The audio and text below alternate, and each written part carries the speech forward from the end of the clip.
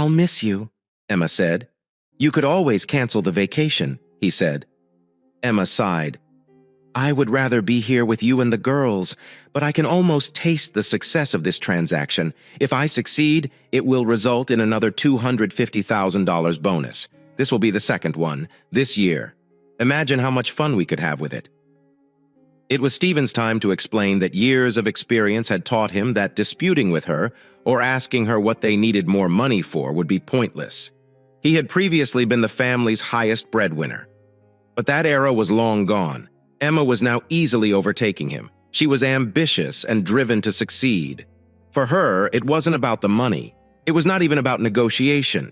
It was about looking out for her victim and spotting their flaws, then plan how to take advantage of them. She was a hunter. It was all about winning. It's all about the deal.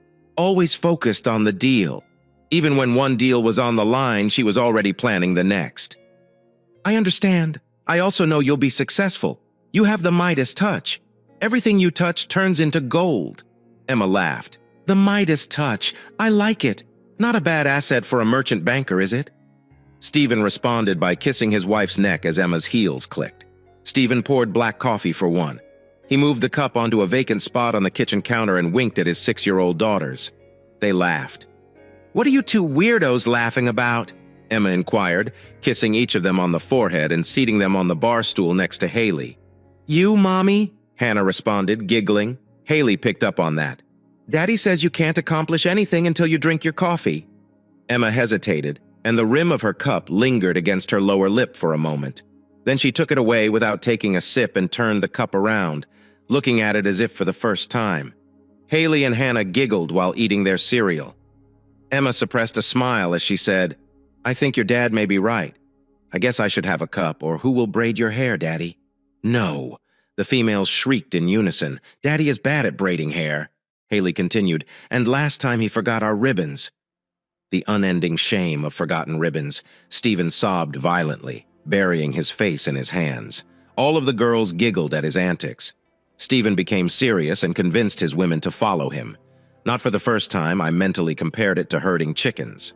Emma returned to work after the girls started school. Stephen generally had the girls dressed and fed. Emma would take care of the finishing touches, such as hair and ribbons, unless there were early morning meetings or pressing business.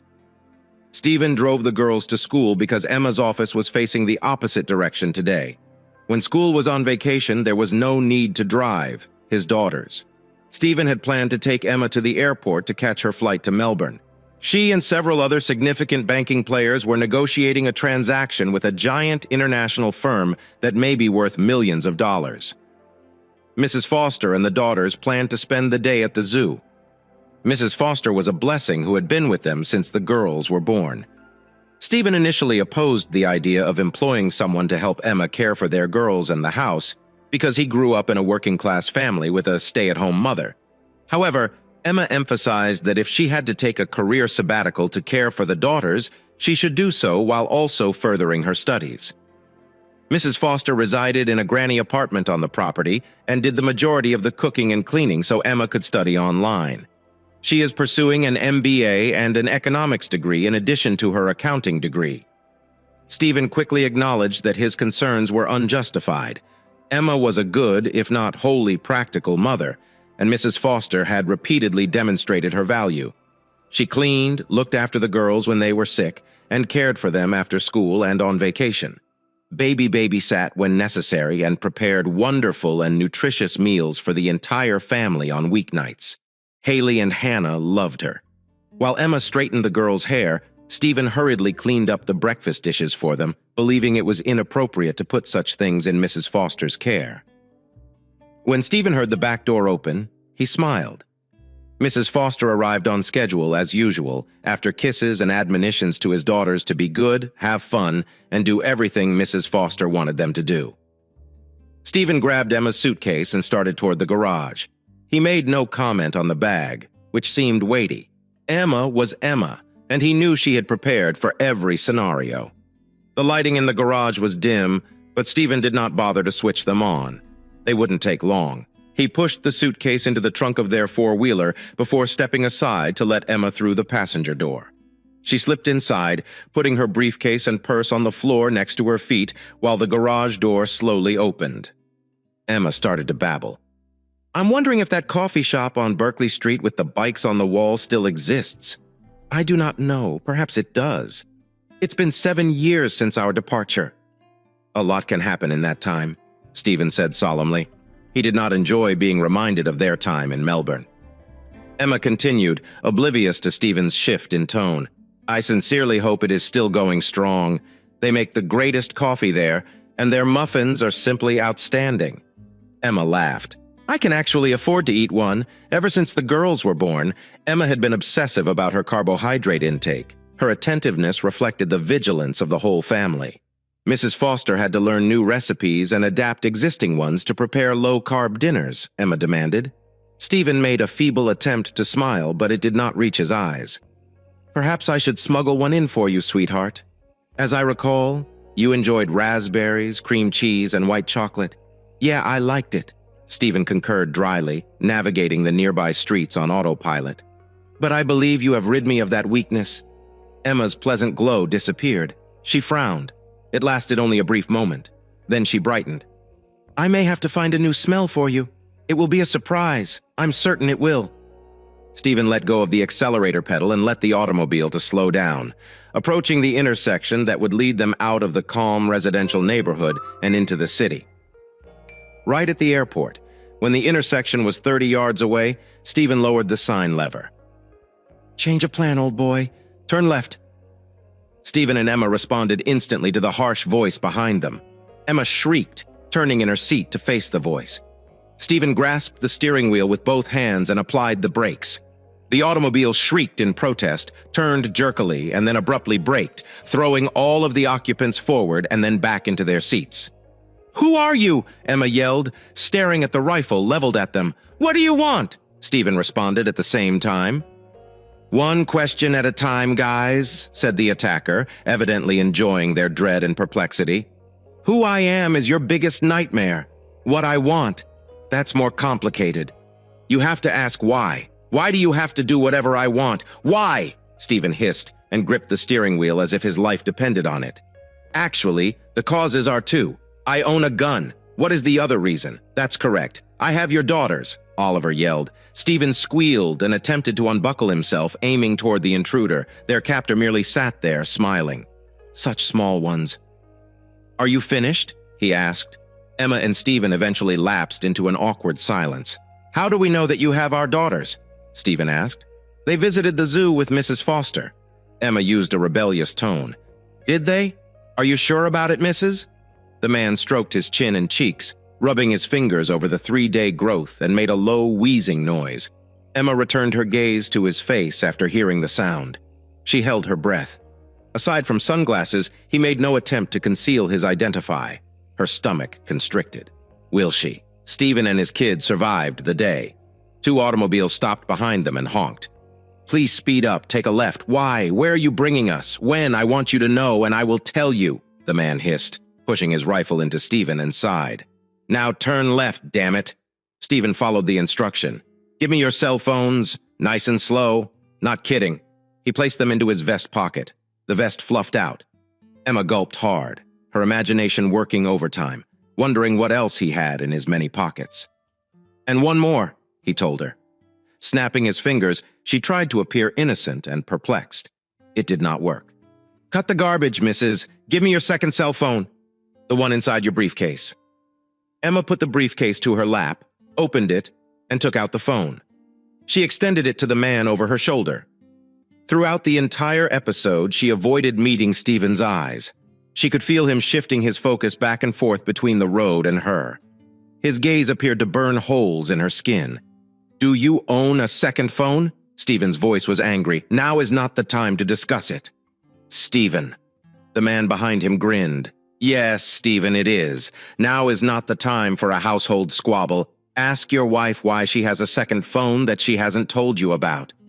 Stephen's face brightened when he saw the man in the rearview mirror. Now is a terrific moment to do what you're taught. I would hate for something bad to happen to those lovely girls of yours. You cannot take them away. They have been gone all day. They left at the same time as we did. Emma's voice had a challenging tone. "I do not believe you. You are lying." "I am lying, am I not?" the man grumbled. He moved the phone to eye level, shifting his attention between the screen and Emma's face. He tapped a few buttons before handing the phone to Emma. Emma's worst suspicions were verified with a quick glimpse at the screen as she picked up the phone. The dude knew their house number. How could this have occurred? He was not listed. Emma gasped and struggled to catch her breath. She was fighting panic when she heard Mrs. Foster's voice. She was not like herself at all. Usually, the woman was composed and assured, but not now. She sounded wobbly and hesitant, as if she were about to burst into tears. Emma felt like someone was holding her chest. "Hello, Mrs. Foster, it's Emma. God, I'm so sorry, they have us. God, they have the girls. I'm so sorry, I could not stop them." Emma dropped the phone to her lap as if it had burned her and whimpered in fear. The sound was harsh, like an animal writhing in anguish. Both men flinched. "They want them, Stephen. They have the girls." Emma sobbed as her shoulders shook. Stephen slapped his steering wheel. "What do you want from us? Why are you doing this? We're not extremely wealthy or renowned. Why are you rich? Enough with the techno-maids. Now return the phone. Mrs. What do you mean? What do you want?" "Please tell us," Emma pleaded. I hand the phone to the man. "We will do anything. Please don't injure our girls. That is exactly what I want to hear. Now, Stevie, please take us to the National Australia Bank on Liverpool Street." Emma and Stephen exchanged looks. This was their bank, such small ones. What amount of money are we talking about? How many pennies have you two managed to save? Stephen opened his lips to say something, but Emma spoke first. "Approximately 250,000. Give or take a little." Stephen closed his eyes for a single second, longer than he could blink. He held his breath. Okay, Mrs. Have you already forgotten the statement you made just a few minutes ago? Do you know what you can do to save your daughter?"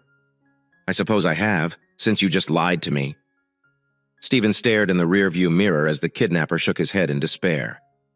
"Let me think about it. What was the number? Yeah, that's correct. $322,054.75. Sounds familiar?" Emma and Stephen shared another gaze. The quantity was correct for the last century. Emma responded for them. "Yes, this is right." "This is... No more falsehoods, Livy. Alternatively, I might get the impression that you don't care what happens to your rats." "Please," Emma implored, wiping her tears with the sleeve of her jacket. "Please do not injure the girls. If you do as I say and quit talking rubbish, your girls will be okay." Emma nodded. Tears streamed from her eyes and ran down her face. The man gave her a melancholy look.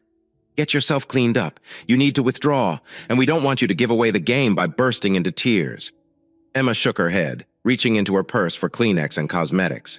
Stephen stayed silent, daring a glimpse in the rearview mirror at their kidnapper. The kidnapper gazed at him twice, and Stephen glanced away, shocked by his peripheral vision. He noticed Emma put makeup under her eyes with a little sponge. The trip was relatively quiet. The only sounds were their unsynchronized breathing and the hum of nearby vehicles. There was an air of tension in the automobile. Only one of the passengers appeared unaffected. Stephen turned onto Liverpool Street, slowing his pace in search of a parking spot. "Tenzing." He parked awkwardly in reverse. The man chuckled, and Stephen's demeanor got even more unpleasant.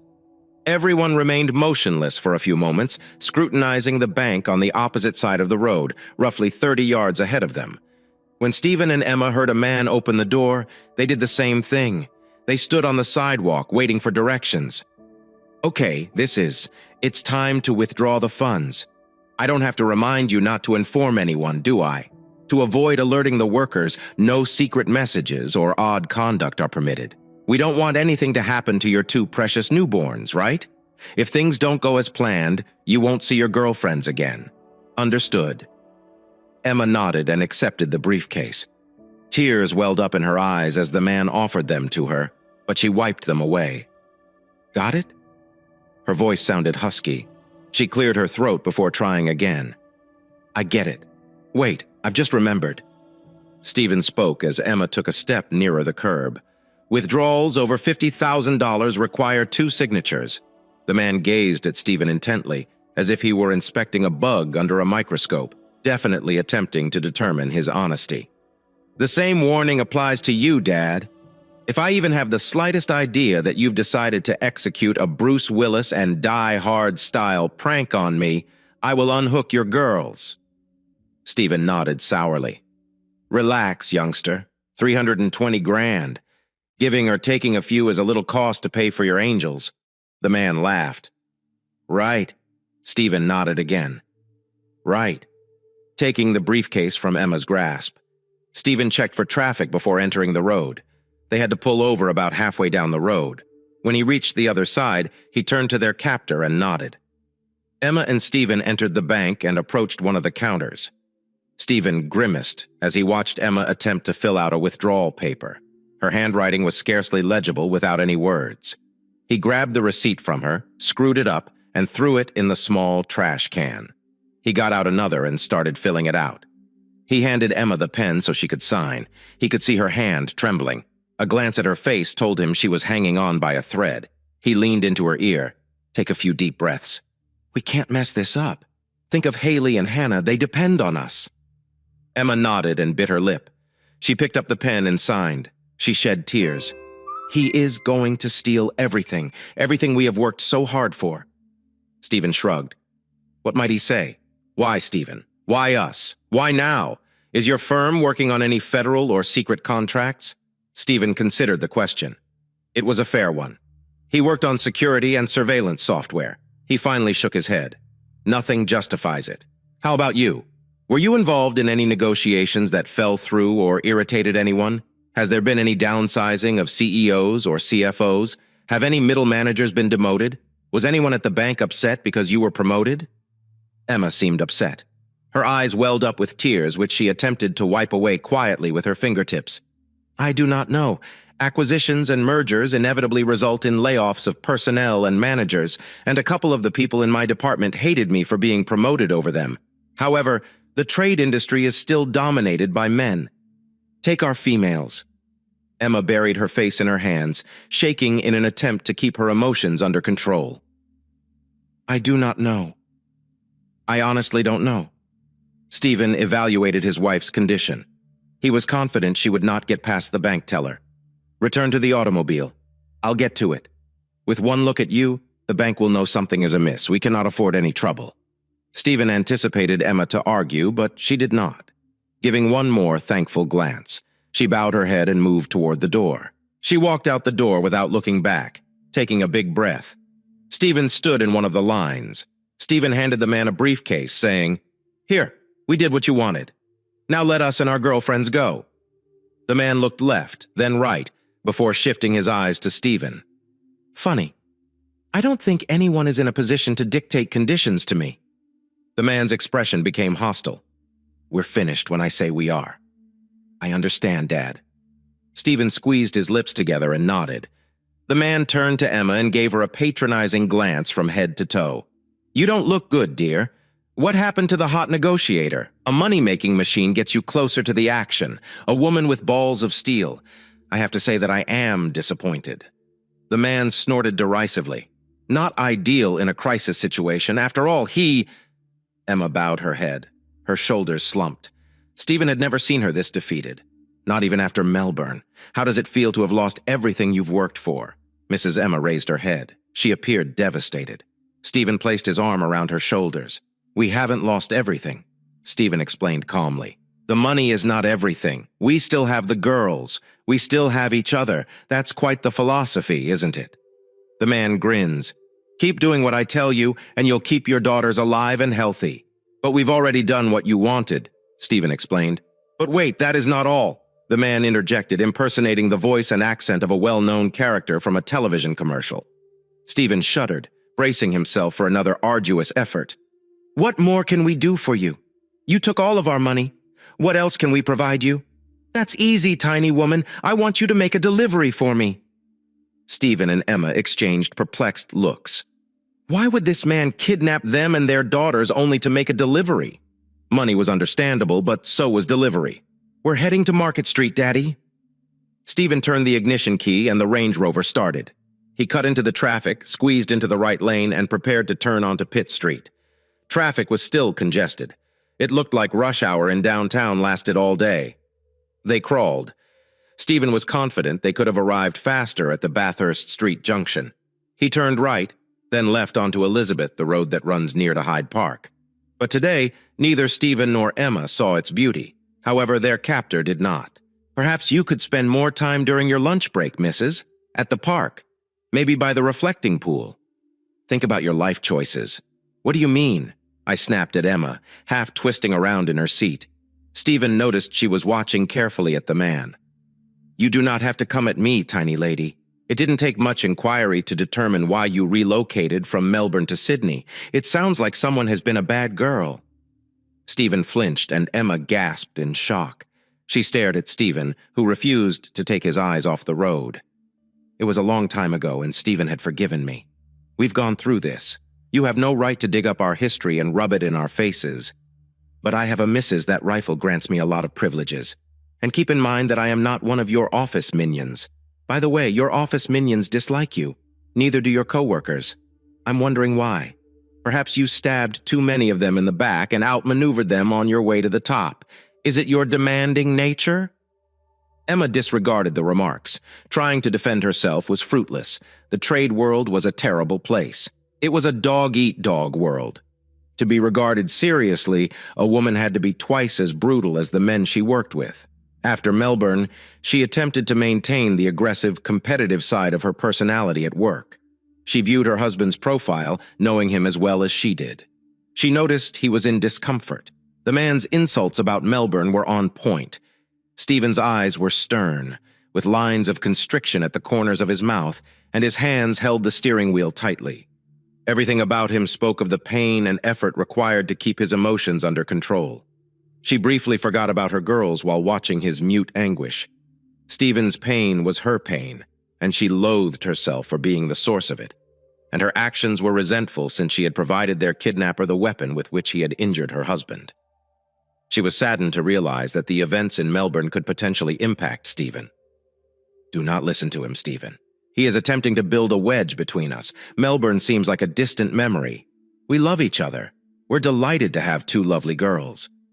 The man clapped his hands slowly at first, but then the pace quickened and he chuckled. "Bravo! Bravo!"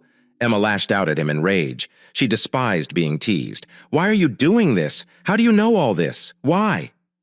Why would they go to such lengths to research us? None of us are famous or extremely wealthy. Good riddance, Mrs. I've got my reasons. And you should keep your attitude in check. You don't want to piss me off right now. Not when a single phone call has the potential to completely alter your life. Emma, shut up. Just do as the man says." Stephen spoke quietly. He asked the man, "Where is Market Street?" "What is the number?" 100, the man responded. "Do you know who is in the office on the 5th level of 100 Market Street?" "No." Stephen tensed, understanding that the address may be vital to either him or Emma. He gave Emma a leering glance. She had gotten pale, and her hands were so firmly clasped in her lap that her knuckles were white. Stephen looked at the man in the rearview mirror. The man met his gaze and smiled smugly. "How about you, Mrs.? Do you know who is on the 5th floor?" Emma moved away and looked out the window, disregarding the inquiry. Surprisingly, the man did not ask for an explanation. Instead, he chuckled. The noise was uncomfortable. Stephen turned left and immediately started seeking for a parking spot. It was not easy. Downtown parking was often scarce, but it appeared that the gods had provided for him. Or it was a human creature, as he discovered a location approximately 100 yards from his target. Everyone got out of the car again. Emma appeared nervous and cautious. Stephen seemed nervous. Every muscle in his body tensed up like a bow before launching an arrow. Their kidnapper handed Stephen a document-sized envelope crammed with its contents. Emma lurched backward, eyes fixated on the envelope. Stephen stared at her and questioned Lee. She avoided addressing his gaze. To their surprise, he handed Stephen the phone. The man watched them with interest. "I may have further instructions for you. Don't you dare make a hero of yourself. Remember who has your daughter's 5th floor number? 100, he repeated. Emma and Stephen nodded and turned toward the office building. That was their last destination. "No, Mrs., you'll be sitting around doing nothing. The hubby will be delivering the things all by himself." Stephen shot Emma a curious glance again. "Again?" She evaded answering. Once Stephen was out of sight, the man began. "Can you guess what's in the envelope, Emma?" She nodded pathetically. "So who's been a naughty girl? We became too ambitious, didn't we? Or did you just start believing your own delusions? You probably already know." She replied dejectedly. "The deal depends on you knowing." The man shook his head, evidently relishing her distress. Okay, insider trading. You may get in a lot of trouble, maybe even jail time if your husband delivers that package to the Australian Securities and Investments Commission. ASK doesn't approve of those who cheat and break laws." Emma Hunger had all the fight gone from her. If the envelope contained what she suspected, her career was done. Life as she knew it was finished. Stephen would be so astonished and disappointed with her. What will she say to the girls? Will Stephen support her in court? Would he be waiting for her if she had to go to jail? She shuddered as the gloomy future unfolded before her. "I'll tell you what, missus. I'll give you one phone call to convince hubby not to send the envelope." Couldn't be fairer, could it? Emma looked up, not certain if the man was playing a joke on her or not. Hope flared in her veins when he held out the phone to her. She grasped it with indecent haste, afraid he'd snatch it out of her hands. A quick glance revealed that she had her own phone. She controlled the guilt within her. She stared at the man and concluded from the understanding look on his face that the phone had been given to her on purpose. One rule. You don't have to tell him I gave you this chance. Emma took a deep breath to quell the trembling in her palms and dialed Stephen's phone. "Hello?" Stephen answered hesitantly. "Baby, it's me. Don't hand over the letter, Emma. I have to. He'll hurt the girls if I don't. Trust me. Please don't pass it on. Why would you endanger the girls' safety? You know I can't disobey his commands. Baby, trust me. Please, just trust me. Don't hand it over. Throw him in the trash can. He'll never know." Emma looked up at the man as he delivered the last statement and recoiled at the sneer on his face. "What is it about him that got you so excited that you jeopardize Haley and Hannah? Stephen, I can't tell you. You'll simply have to trust me. Please don't hand over that envelope. Please do it for me. It's important. It's crucial to me. To us. Please, just throw the envelope away." The man made a scissoring motion across his throat, suggesting that time was up. Emma went to him with one last request. "Stephen, darling, please, please trust me. Please don't hand over the envelope." She finished the call and her whole body trembled as she gave the phone back to the man. Her heart was racing. Surely Stephen would heed her request. Surely he would trust that she wouldn't put their girls at risk. "Do you speak to honesty at all?" the man asked mockingly. "You have to ask yourself, who's the true culprit here? You or me?"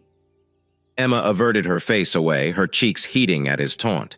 This was too close to the heart. After standing for a time, Emma stole a glimpse at her captor and watched him grab another phone out of one of his vest pockets. Her phone? She recognized the scuff on the bottom corner. He pressed a few buttons. She recognized that was her PIN code to unlock the phone. How could he know such things? Emma Stevens' exclamation was so loud that Emma heard it clearly, despite the distance between her and her abductor. "Sorry, sport. That's not the missus. This is your greatest nightmare. When you climb up to the 5th level, ask your secretary or another office worker to take a picture of you passing over the envelope. I don't care how you do it, just do it, okay?" Stephen replied hesitantly. Emma felt like shrieking at Stephen. Who would he listen to her? Their kidnapper. Emma silently forced Stephen to trust her and drop the envelope. He had to know she would never risk the girls. She prayed like she'd never prayed before, much more than she had since Melbourne. Every minute seemed to drag on, pushing Emma's anxieties to the breaking point. Why was Stephen taking so long? Finally, she saw him approaching toward them. The envelope was gone. Had he thrown it away or delivered it? He seemed to take his time and lowered his head. He avoided looking at both her and the man he had disappointed without uttering a word. The man reached for the phone. Stephen handed him the receiver. The man opened it and proceeded to a folder of photographs. Emma was so stressed she was worried she would snap. She held her breath and said one last desperate plea. The man put out his cell phone to her. Stephen appeared on screen. A fat brunette stood beside him, smiling and accepting a big ochre-colored envelope. Emma fainted from confusion. It felt as if her universe had fallen apart. Her bones felt like they had transformed into rubber. Her knees struck the sidewalk, but she felt no pain. Her face was in her palms, and her shoulders shook as large, gasping sobs spilled from them. Why? Why did you deliver him? Why didn't you do as I asked? Why didn't you believe me? She wept, looking up at Stephen, her shoulder still quivering from sobbing. Stephen approached his wife, but the man waved him away. Do we feel a little cheated, darling? A slight letdown. It's not very pleasant, Livy. It's not great that hubby chose me over you. Leave her alone. Stephen grumbled and, disregarding the man, bent over to help Emma get to her feet. He wrapped his arms around her. Always a good man. Did it ever occur to you that this could be why she does not respect you? Lacks the killer instinct? I will show you. Killer instinct? Stephen growled as he let go of Emma and lunged at the man with whom they were fighting, each delivering multiple strikes. Sadly, none of the pedestrians intervened to break up the altercation. Most of them avoid them entirely. Suddenly, it was over. Stephen deflated like a flat tire. Emma felt his frustration like a chilly gust of wind. Get back into the car, both of you, the man bellowed. You've attracted enough attention, so fasten the last seatbelt. Emma turned her head. We've completed everything you asked of us. You grabbed all of our money and damaged my career. Please, I ask you, let us and our daughters leave. We aren't going to the cops. We only want to go home and get our daughters. No, that will not work. We have another delivery to make. Emma leaned forward, dropping her shoulders. She couldn't imagine what else this man might try to harm her. Where are we going? Stephen inquired sullenly about Chatswood. Stephen grumbled. Emma turned to face him. Does he also have something on you? Did you do anything illegal? Her voice conveyed her worry. She was immediately concerned that their daughters might be left without parents. What would happen if both she and Stephen were imprisoned? Stephen seemed surprised and upset by Emma's assertion. Of course, I have done nothing criminal. If he has what I believe he has, then I've done something stupid. But that is obviously not illegal. What? Is Emma preparing for the worst? Nothing but immodest internal correspondence about a new client who is so ignorant that Tom and I have no idea how he made his millions. That's the only thing I can think of. That is it. Emma's relief was visible in every line of her body. It's enough to get me fired. Very good, Stephen, the man spoke. Excellent deductive abilities. Now I understand why they pay you so much money. Unfortunately, they will have to let you go. Stephen moved the car onto the road, evoking a loud, complaining honk from the Toyota he had hit. Stephen winked at the driver. The kidnapper just laughed. Stephen was quickly switching from one lane to the other and accelerating to get across the junction before the light turned from amber to red. God, we are in such a rush. Can't wait to get this over with. Everyone went silent. The atmosphere inside the car was tight, with Stephen and Emma deep in contemplation, and the man monitoring and evaluating. Emma gazed out the side windows. He was systematically destroying them. Why? She could not figure it out. Was he working for a customer that Stephen had disparaged in a conversation with a colleague? If that's the case, the vengeance must have been brutal. Did it really matter? At the end of the day, they'd run out of money. Stephen's career would be jeopardized, and he was likely to be arrested. And then there are their daughters. What did this man do to them and Mrs. Foster? Emma prayed for her girls. She was unable to bear the prospect of them being hurt. Everything else that had occurred was bearable. However, losing Haley and Hannah was not. Stephen hung on by a thread. He just wants it all to be over. He just wanted to be at home with his girls. The rest of the day's aftermath could be addressed. As usual, driving across the harbor bridge proved to be a disaster. Once on the North Shore, Stephen drove like he was familiar with the area. He parked around the corner of a client-owned office building and turned to confront their captor. Who is performing the deliveries? You probably do, the man said, savoring their misery. You're familiar with the drill. Imagine handing over the document. There are no hilarious games. Blah, blah, blah. As he talked, he held out an envelope containing the phone. This was not as thick as the one given to Ossick. Have fun. The man taunted and laughed at his own joke. Emma glanced at him. They both watched Stephen move towards the corner, as if he were on a mission, and he was. Why are you so cruel? If this is about me, then why punish Stephen? Why are our girls taken away? Everything will be exposed. Mrs. It's those damn mysteries again. The man laughed. You must learn to include a little joy into your workday. Fun? Emma shrieked. You think that's fun? Calm down, little lady. You do not want to upset me, not when I have your adorable daughters. Emma suddenly became silent. It was against her inclinations. She usually went straight for the jugular during talks. She enjoyed embarrassing her opponents. Today, however, she felt out of place.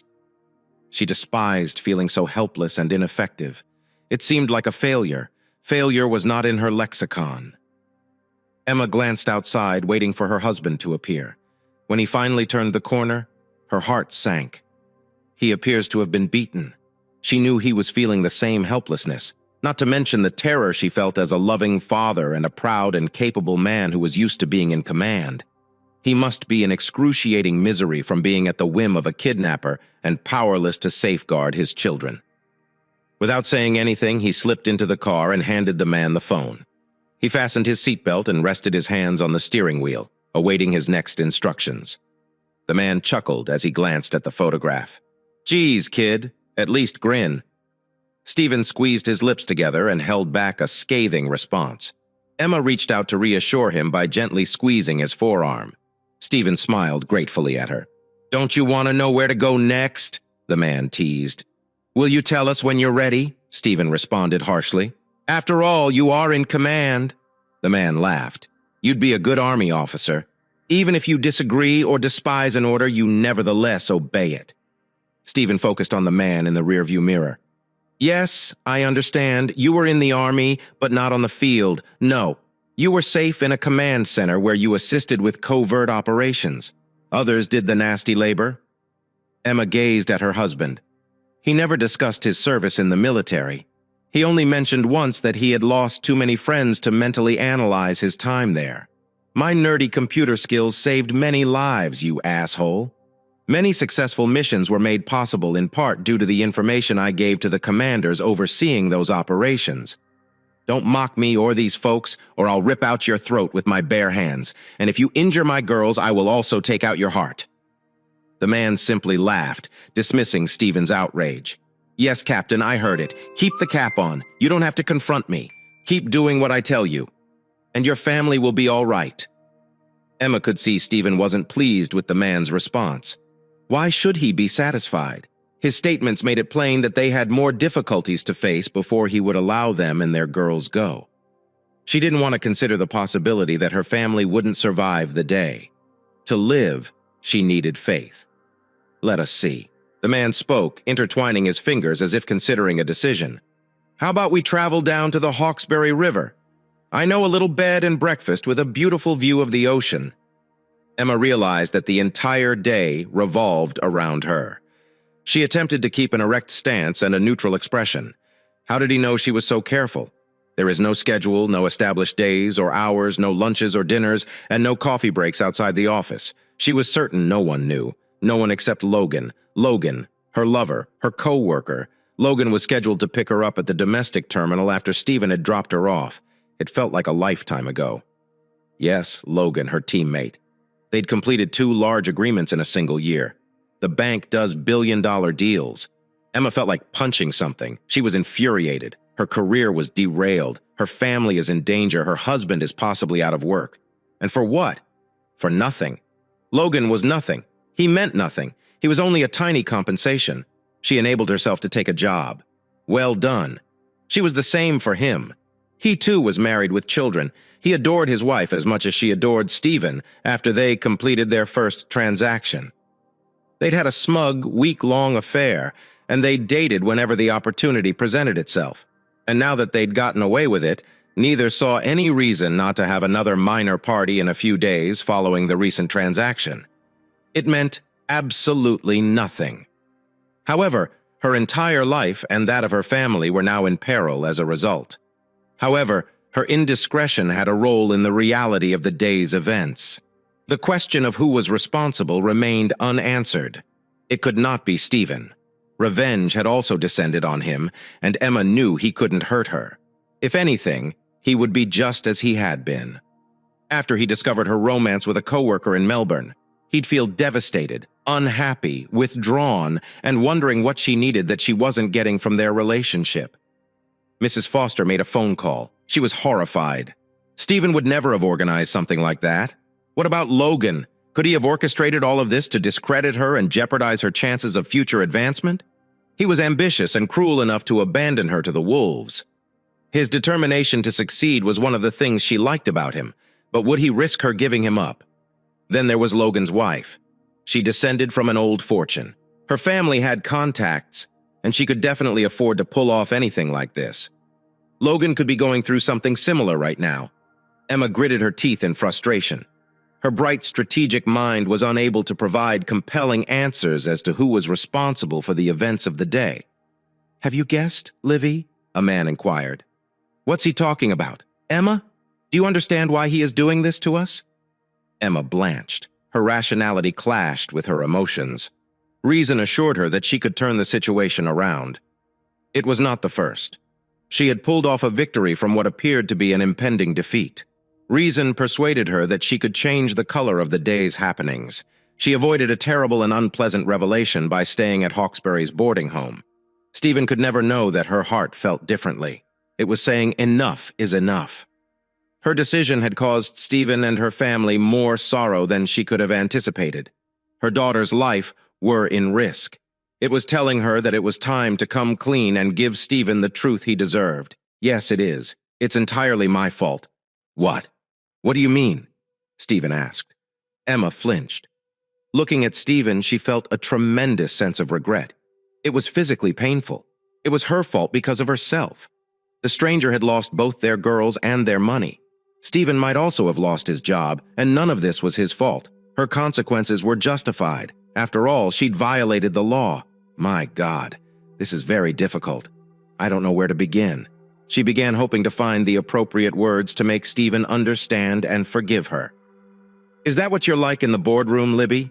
a man inquired. "Stop beating about the bush and tell it like it is." "Woman." Emma turned to face the man. Stephen waited, grasping the driving wheel in his hands. "Stephen and I? Shit. I broke the law in that last transaction." "Do you mean violated?" the man interrupted. Emma sighed. "Yes, that is true. I broke it. I found out. Insider knowledge regarding the stock. The transaction depended on the client knowing about it, so I provided him the details. Allow me to understand you correctly. Stephen claimed you breached the law and jeopardized our family for a deal. When phrased that way, it appears risky, incomprehensible. The bonus for us was expected to be at least $250,000. Isaac had no cause to suspect impropriety." Emma hesitated, seeing Stephen's disgusted expression. That expression stunned her. "It is not appropriate to break the law simply because you believe you can get away with it. Honesty and integrity are the proper things to do, even when no one is watching." When the man rebuked Emma, she flinched. The absurdity of her kidnapper lecturing her on ethics and morality did not set well with her. What else? "Mrs." Emma looked at the man with the attitude of a woman on her knees, pleading for compassion. She did not find it. Hanging her head and closing her eyes, she began speaking scarcely audibly about these arrangements. "We work as a team, a small, tight-knit group. Each possesses distinct skills required for a project or transaction. Logan Priest and I lead the team. We worked closely together. I weep." Emma stammered. She understood how heartbreaking her next words would be for Stephen. At that point, she would have done anything not to speak them. "We were doing it as a form of congratulations." The automobile door opened. Emma popped her head up. She looked to the side, expecting to see Stephen exit the car. She was wrong. Stephen remained seated, staring at her with what appeared to be anger in his eyes. Emma recoiled, as though scared. She turned her head in the direction that the man had gone. He was left with only his vest. He disappeared into the mob. "What? Where?" she asked him. Confusion. I looked around the car again. She saw that the stranger had snatched the suitcase containing their savings. "What's happening?" she asked Stephen, panicked. "Why did he leave? He took the money. How about Haley and Hannah? How can we get him to release Mrs. Foster and the daughters if he has vanished?" No, he did not disappear. He did not take the money. What? Why? But he's got the females. I do not comprehend. What's happening? How does it feel, Emma? How does it feel not to understand? To not understand anything? To be kept in the dark about important issues in your life? Stephen, what is happening on? Stephen ignored her questions. Do you enjoy feeling out of touch? Do you enjoy feeling insecure, feeling scared, bewildered, or helpless? Stephen, what do you mean? How about Haley and Hannah? Please inform me what is going on. Why should I? Maybe I enjoy having my secrets just as much as you do. What? What is wrong with you? You do not see the point. None of this makes sense. I understand, Emma. I am aware of Logan Priest. I am aware of the deal. Insider trading. Just as I knew about the previous arrangement and the brief fling you had with him when you pulled it. I know about your dates and your Midas touch. I believe Logan Priest also has it. Emma looked at Stephen in disbelief. Her head rejected it, but her body conveyed its remorse with a deep red blush down her cheeks. Stephen didn't know. She'd been very careful. But he knew. He just said he knew. He also knew about Logan's second affair and their unexpected experiences, and he had withheld his knowledge from her. She started feeling unwell, her stomach cramped. Emma opened the car door and leaned out, spewing vomit with a horrible odor and harsh flavor onto the gutter. Emma gulped her saliva, attempting to remove the unpleasant sensation off her tongue. She spit it into the mess she had already made on the road. Emma took a few calm, deep breaths to try to bring herself together. Her thoughts were racing. She was attempting to come to terms. Stephen had some involvement in the day's activities. The fact that he had taken part in those events was so out of character that it was difficult to believe he was the man she had married. But he wasn't. He knew. He knew everything. How could he be this cruel? How could he torture her so badly? You must despise me because you organized this man to take the girls. Where are they? Are they all okay? Yes, they are all okay. They are at home with Mrs. Foster. That is where they have been since they returned from the zoo. They had a great time, by the way, but Mrs. Foster. She appeared to be afraid. Yes, she behaved well. She assumed I was playing a joke on you. She thought it was a bad prank, but I told her that you'd love it in the end. My God, Emma whispered. When she recognized Stephen, she gave him her full attention. Stephen, she knew, was incapable of such cruelty and deception. You had that man steal all of our money. No, I did not. Stephen leaned into the back seat and pulled back his vest, revealing all their phones. Go to the banking app on your phone and check. I withdrew simply $100. Emma did not move. She believed him. Everything was coming together. It was all a big fake. Who is he? One, you are aware. Emma concluded from his tone that it was unnecessary to continue investigating this man's name and the papers you had provided to Isaac. Do you want me to go to prison? You must really despise me. Stephen shrugged. The mail contained blank paper after receiving nearly a wad of paper from us. She was not going to jail. Emma slumped backward. Relief made her weak. So the shipment to your client was a forgery, Stephen confirmed. Why? Why go through all this trouble? Why do you believe so? I do not know, Stephen. I'm not sure what to make of all this. I am not even sure I know. You probably don't. You have transformed me into a new person. Congratulations. I now possess the deadly instinct you so adore. Stephen, please don't say that I love you exactly as you are. Stephen ignored Emma's statement. Do you actually want to know why? Emma nodded, but the intuition she'd relied on so heavily in the boardroom warned her she wouldn't like the answer. I wanted you to understand how I've been feeling for the last 6 to 8 months, what I encountered in Melbourne 7 years ago. I decided that it was the only way out. If I simply had a vengeance affair or divorced you, you would not have understood the intensity of my emotions. I needed you to experience what my life was like. I needed you to feel lost and abandoned, to feel embarrassed, cheated, and powerless. Not good enough, and everything else a betrayed spouse goes through when their partner, the person who is meant to love them above all else, stabs them in the back. You've just had these feelings for a day, but I've had them for more than 6 months, and that's only once. Stephen, I am deeply sorry. I apologize for hurting you. I did not mean to. I did not want you to find out. Stephen proceeded, dismissing Emma's apology. Emma, you were responsible for 2 of the worst moments of my life. Do you understand the significance of the statement? I've witnessed death. I was in charge of sending friends and comrades into enemy territory and witnessing them die for their nation. Do you know that what you did to me was far more difficult to bear? Few things are worse than discovering that the person to whom you have dedicated your life has deceived you, especially when the person you swore to love treats you with complete disrespect. But I have never disrespected you, and I will not let anyone else to. Emma objected by reaching out to touch Stephen's hand. Stephen shook off her hand. I believe you and I have different interpretations of what respect is. You think that because you went to great measures to conceal your infidelity and refused to let your lover defame me? Yes, I understand you stopped him when he attempted to do so. You respect me. On the other side, I believe that by going behind my back, you insulted my feelings, the vows you made to me all those years ago, and my beliefs, which you were fully aware of and have been since we became engaged, particularly after Melbourne.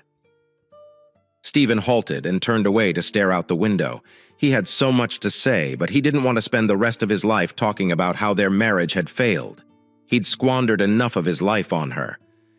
As he sighed, he determined to express everything he could in this one chat and then let her go. If his words penetrated her, that would be fantastic. Give credit to the decent guys. If not, he'd go on with his life. A life riddled with bitterness and hatred is no existence at all. It's like taking poison on a daily basis and expecting your enemy to perish. Being betrayed seems to me like dying while still living and breathing. The first to die as a result of your deception was our past. Which of them was real? Which one was a lie? I won't know because I only have your word. And your word proved to be false. Twice. Do you know Emma? What was the second thing to die? Emma shook her head, her face soaked with tears. The second sacrifice involved our future. We swore to spend the rest of our lives together. Emma, we have no future anymore, at least not together. You killed him. You transformed him into a corpse with each secret meeting and lie. We can make it through this, Stephen. You have already forgiven me once. Please try to forgive me again. I swear not to let you down again. I have learned my lesson. We can relocate if you like. Stephen shakes his head. What do you believe this is? Third time lucky. On our wedding day, you pledged to leave everyone else behind. You betrayed that vow only a few years later, 7 years ago. You promised me again that you were mine and only mine, that you would never cheat on me again. You breached your vow to Emma. When someone repeatedly treats you with disdain, dishonesty, and disrespect, something happens to you over time. The way you look at them varies. Your emotions alter and they fade. It is deceiving. It sort of sneaks up on you. I tried like hell to forgive and forget Melbourne. It was not easy. It was hard. It's really hard. But I tried. I tried first for you, then for the girls. I wanted to be able to trust you, to look into your eyes and see just the intelligent, humorous, and attractive lady I fell in love with. I didn't want to see the conniving, lying, selfish bitch you'd revealed yourself to be. Funny thing is, I almost did it. Then I observed the same slightly unusual things happening again. Nothing could be explained, just a gut feeling, a sense of déjà vu. At first, I disputed it. No, I promised she would not do that to me again. She would not do that to the girls. However, the belief that something was going on did not fade. It grew and grew. When I couldn't stand it any longer and decided to check, I discovered that my worst suspicions had been confirmed. You have betrayed me, lied to me, and stabbed me in the back again. After that, I just saw the bitch. I lost sight of the girl I married. She no longer exists. If she ever did, there is. I'm here. I am still the same person you married. Thank you, Stephen. I'm so sorry. It hurts me to realize I've hurt you. I became caught up in the game of winning. I felt invincible. You said you had the Midas touch. Everything I touched turned into gold. Logan, it was simply part of the game. He meant nothing. Logan and I shared no feeling or connection. It was not intimate. It was a sport. It was like a victory lap. Stephen shook his head, staring at Emma with sympathy again. You and I have different perspectives about love. All of this represents a concrete manifestation of my affection. It is personal. Sex is personal. There is nothing more personal than that. Stephen, I admire the way you think. I enjoy how sex and love are related for you. But this isn't true for everyone. Can you honestly tell me that some of your bitterness isn't caused by pride and a bruised ego? Don't embarrass me by claiming that I'm hurt and angry because of dumb pride and ego. Stephen hissed. I'm not one of your petty cronies. What I felt for you was much more than ordinary territorial jealousy. Just because you are a woman does not imply that you have complete control over your emotions. In fact, based on your behavior and our chat, I'd have to conclude you're the one who lacks emotion. Emma recoiled, horrified by Stephen's level of rage. Never, not even after Melbourne, had he talked to her with such venom. For the first time in her life, she was terrified of him. The car suddenly seemed quite small, claustrophobia, and it wasn't done yet. Well, Emma, you are in luck, because you won't have to worry about damaging my sensitive masculine ego anymore. You can now do whatever you want with anyone you want. I don't care anymore. I desire and need a mate who shares my values. You do not. And it's time for us to part ways. But I do adore you, and no matter what you say, I know you adore me. Stephen shrugged. I loved you once. I used to enjoy smoking too. I truly enjoyed it. But I quit when I realized I was doing something dumb and was jeopardizing my health and future by continuing to smoke. Staying with you would have been stupid. Yes, I would. I am jeopardizing my mental and emotional health, as well as my prospects for a happy future. It would be unwise to trust you again. It would be foolish to trust you and your word again. I am not stupid, I was. But not now. You would not be a fool, Stephen. You would be loving and forgiving. I intend to spend the rest of my life making amends to you. I see how much you're hurting and how far what I did has drove you. I would never take the chance again. Stephen sighed. You do not comprehend, Emma. You simply don't comprehend. Let me make an analogy. What would you say was the most great thing we did with the girls last summer? What we did sparked months of discussion. Emma was surprised, but responded nevertheless. We visited a Gold Coast amusement park called Whitewater World. Right. The girls couldn't get enough of it. They loved it. Trips to the beach and river were not comparable. That's how your business operates. A kind, dependable husband reading novels at home while mowing the grass and doing dishes up to his elbows. 2 to 6-year-olds cannot compete with Mr. Three-Fingered Suit, Mr. High-Flying Merchant Banker. You are no longer interested in me. I'm not illegal. I'm not new or unknown. I'm still the same. Still the same. Still the same. I am not what you have given yourself, whether you admit it or not. You'll always remember your romances. They will always be a nice break from married life. You will recall them when you are bored, or when I fail to prove myself in the bedroom. I cannot. Correction. I will not attempt to compete with fantasy. I would not. I swear I won't. Stephen shook his head, sadly. You are denying everything, Emma. Can you honestly say you've never thought about your affairs? Perhaps while I'm out of town, or when you are out of town. Emma couldn't respond. Stephen was correct. She recalled and even masturbated over those memories. Exactly. Stephen nodded, knowing he was correct even without her confirmation. It's terrible enough you do it while I'm not present. Can you picture lying next to you night after night, wondering who you're dreaming about to make love to you, and not knowing if you're making love to me or covering my face with the face of one of your lovers? You can't understand how soul-destroying that is because you've never been through it, and you never will. But Steve... Stephen grasped the steering wheel, gently slamming his head on the rim. Emma stared at him with alarm. Had he fully lost his mind? But nothing. Emma, haven't you learned anything today? Everything that happened should have made you feel something on a deeper level. Pain, dread of loss, powerlessness, betrayal, abandonment, and rage. You felt them. You felt them all. I understand. I have been watching you. Why do you believe I orchestrated this? I do not know. To punish me? Emma whispered. No, it was not intended to penalize you. It was because I had experienced all of these emotions during the previous 8 months. I never imagined that after Melbourne I would have to feel them again. And not towards you. But I had to. I had to. You did this to me. Remember today? Do you remember how you felt? Maybe the next time a man falls in love with you, you'll think twice about stabbing him in the back. God, Stephen, please do not give up. I need you. I love you. I want to grow old alongside you. It wasn't love with Logan. It was just fun. Nothing more meaningful than going out to play squash. Emma, you are repeating yourself. It may not have meant anything to you, but it did to me. This is what you keep forgetting. Our interactions were not solely about you. It was about me. Do you understand you shattered my love for you and damaged our life together only to pleasure you? It makes me want to pull your heart from your chest and tread on it, because this is what you did to me. Would you like to know some statistics? Stephen did not wait for Emma's response. The average individual has sex for approximately 6 months of their life. Yes, it is correct. 6 months. Women spend twice as much time just deciding what to dress. That is what you deceived me for. What would you rather spend less time on than deciding which damn shoes to pair with your suit? Stephen shook his head, as if to shake off the rain. He ran his hand through his hair. That is enough. This is not going anywhere. You do not comprehend. Perhaps you never will. Perhaps you aren't capable of it. Stephen's remarks echoed in Emma's mind like a circle. You do not comprehend. Maybe you'll never understand. Perhaps you aren't capable of it.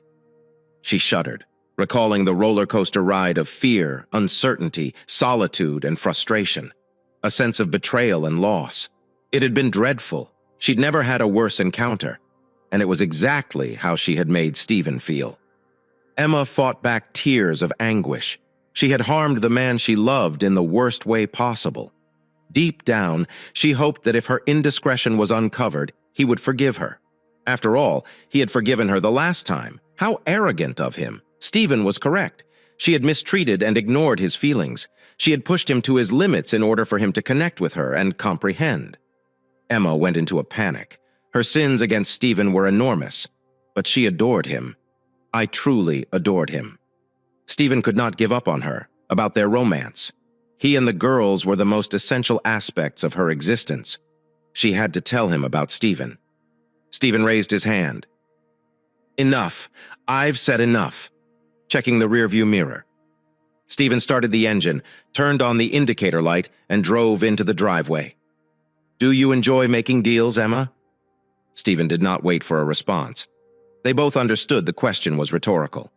So here's a bargain like this. You bought an apartment. I buy one. Mrs. Foster's house is where the girls stay. It is not fair to rob them of the only home they have known. Just because you couldn't resist treating yourself to a little entertainment. Emma flinched as she heard Stephen repeat her own comments from just seconds previously. They sounded stupid coming from his lips. Ridiculous, Stephen continued. She was either unaware of her reaction or did not care about it. That implies you and I will be doing this. Week by week, week by week. No alimony for any of us. There is no alimony. We open an account into which we deposit equal sums and pay all household expenditures for Haley and Hannah. Regardless of personal feelings, we maintain civility. I will say nothing terrible about you. You will show me the same courtesy if we both attend the same event. We shall be kind and courteous. Stephen's calm, deadpan tone worried me. Emma, she had never seen this side of him before. And Emma, make no mistake, there will be no negotiations. This is a take or leave offer. Cite me if you're upset with me. I'll abandon all of my good intentions to spare the girls from discovering that their mother is a lying, law-breaking whore and hand up the true paperwork to inquire if it were up to me. This is exactly what I would do. I would love to sit in a courtroom and see the prosecution nail your and your boyfriend's asses to the wall. I'd chuckle as they sentenced you. The longer the sentence, the more I laughed. You're lucky to have 2 lovely girls. I will grant them mercy, for their sake. I shall control my want to bury you. Emma peeked out the passenger side window but saw nothing. She was too late. She had an epiphany, but too late. She had accepted defeat. She frequently encountered him on the opposite side of the negotiation table. Her marriage was over. She'd lost epilogue. Emma sat in the front of the church. She stared up and about, admiring the lovely stained glass windows without turning her head in the other direction. She knew Stephen and his wife Lauren were sitting at the other end of the pew. Lauren how? She despised that woman. She was 10 years younger than her, and as distinct from her as night from day, light from dark. Emma was formerly towering, but now is tiny. Emma is blue-eyed and lovely, not as dark as Emma. Emma disliked her for reasons other than her appearance or age. She hated Lauren because her daughters adored her. Stephen loved her. He gazed at Lauren in the same way he had looked at her before. Stephen glanced at Emma as if she had been invisible for more than 20 years. Emma despised the fact that 22 years after their breakup, she still missed Stephen. She wished she could hate him for it. But how can you despise the man who serves as your standard for all other men? She despised Lauren for being someone she wasn't. Her daughters praised her and hugged her whenever possible. They should have been impressed by their true mother instead. They acted more formal with her. It was unfair. Hadn't she taught them that a woman could have a family and a career? Didn't she show them an example of a successful businesswoman? They should look up to, appreciate, and respect her. Hasn't she always been perfectly groomed? Is she still as slim as she was in her 20s? Didn't she breach the glass ceiling and make a six-figure salary for the majority of her life? Didn't she have good tastes? Isn't she cultured? So why did they recognize Lauren in particular? Lauren, who did they turn to for advice? Sure, the woman owned a network of fashion businesses and, as the girls proudly told her, had worked her way up from the bottom. But did that give her authority over the girls? Emma mentally chuckled. Lauren was probably sleeping on her journey to the top because she lacked a killer instinct. Emma knew what she was saying was untrue and unfair, but she couldn't stop herself. Lauren, in her eyes, was abusing her roles as a wife and mother simultaneously. Emma glanced to her right to Mrs. Foster's profile. She was no longer young, and Emma was pleased that age was catching up with the old bird. Mrs. Foster, the elderly lady, also admired Lauren. Emma couldn't understand why the girls insisted on having Mrs. Foster with them today. They hadn't needed a babysitter for about 10 years. This was Stephen's fault. Even after the daughters had graduated, he insisted that Mrs. Foster remain in her small cottage. Emma was deep in meditation as organ music began to play in the background. She hoped that the music would reach her soul and lift her spirits. Her terrible mood stemmed from the news she received the previous afternoon. She couldn't believe the high office had decided to elevate the little slut she had raised so successfully. She had taught that bitch everything she knew, but the little upstart had gotten ahead of her and snatched the promotion Emma thought she deserved. This was the third time in 5 years she had been ignored. It was annoying. The priest clearing his throat returned Emma to the present. Haley's desire to baptize her firstborn puzzled her, as they had never attended church. I could only presume it was what Haley's husband Jasper wanted. Emma listened to the ceremony half-heartedly as the priest read the standard gibberish. What drew attention was Haley's expression as she turned to face the assembled family and friends. Their eyes locked for the briefest of minutes. Haley then switched them to her father and Lauren. Emma overheard the priest ask Haley's parents to rise up and take a step forward. Emma stood up instantly after placing her purse on the floor close to her feet. She frowned.